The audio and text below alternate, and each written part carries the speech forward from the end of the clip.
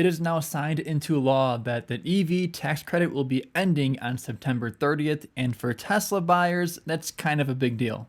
However, I still think that this year in 2025, even after September 30th, might be the best time to buy a Tesla. So here's the news. Congress passed a new bill that basically kills the EV tax credit on September 30th in 2025. That means that getting $7,500 off a Tesla or any other new EV and getting $4,000 off a used one is completely done. There's no phasing it out this time. There's no income or MSRP limits. It just disappears. So you'll have to take delivery of your new Tesla before September 30th if you still want to qualify while this tax credit still lasts. So what happens now? And honestly, it's kind of started. Some potential Tesla buyers are going into panic mode. Imagine if everyone tries to lock in delivery before Q3 ends. It's gonna feel like a Cyber Monday for Teslas. And Tesla, of course, they're not dumb. They know this. Usually, Tesla makes pushes at the end of quarters to sell as many cars as they can to make their delivery numbers look good for the quarter.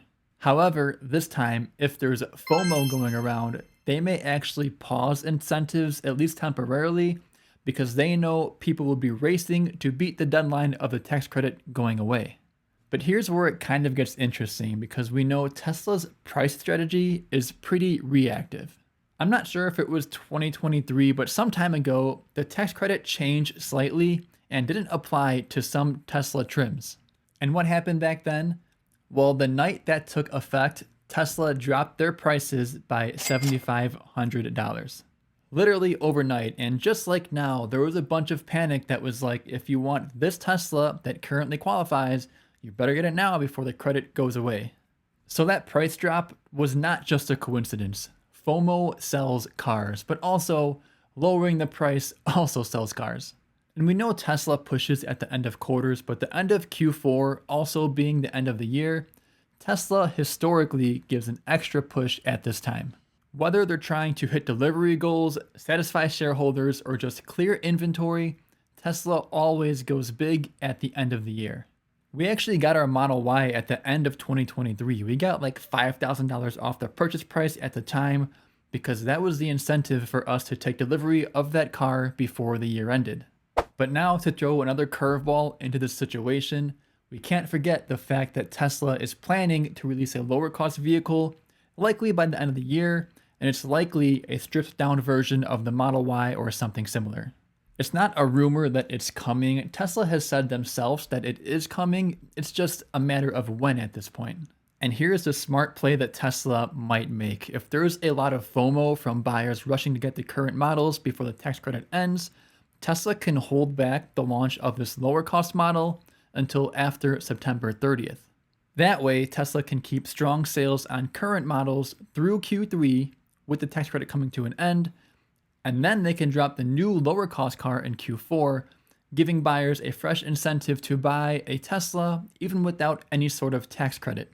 So that's kind of all that's going on, but it does get a little bit tricky even knowing all of this, because Tesla has already dropped prices a ton in the last year, like a lot.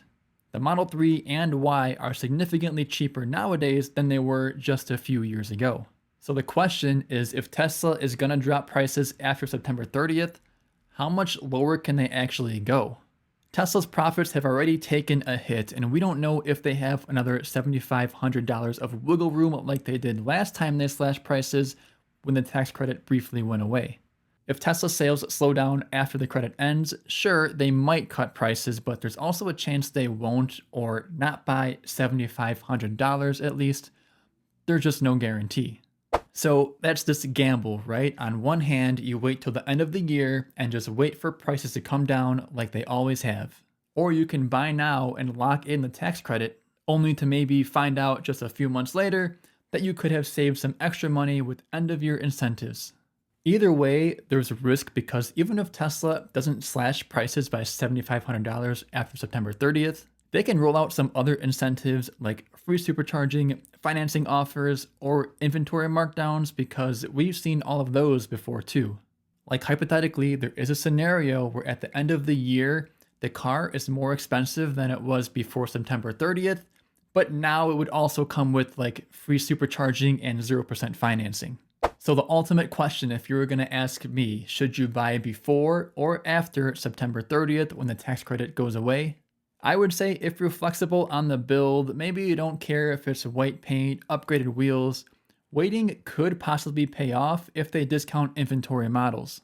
And again, if you're asking me, I would probably tell you Tesla will want to clear inventory at the end of the year.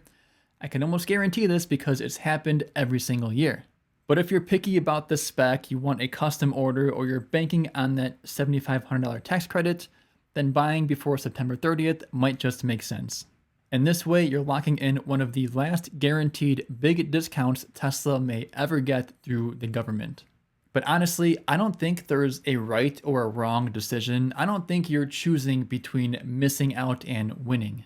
You're choosing between two different ways to save. The first being a guaranteed $7,500 discount, and the second being an unknown end-of-year incentive such as supercharging, lowered financing, or inventory discounts, or who knows whatever Tesla may have up their sleeve.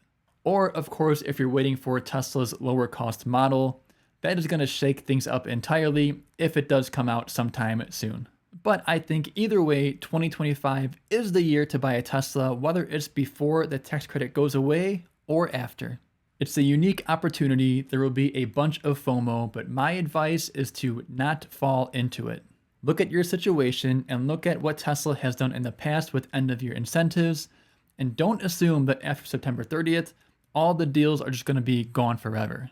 So whether you're locking in that tax credit now or waiting to see what Tesla pulls out for the end of the year, you're probably buying at the right time either way.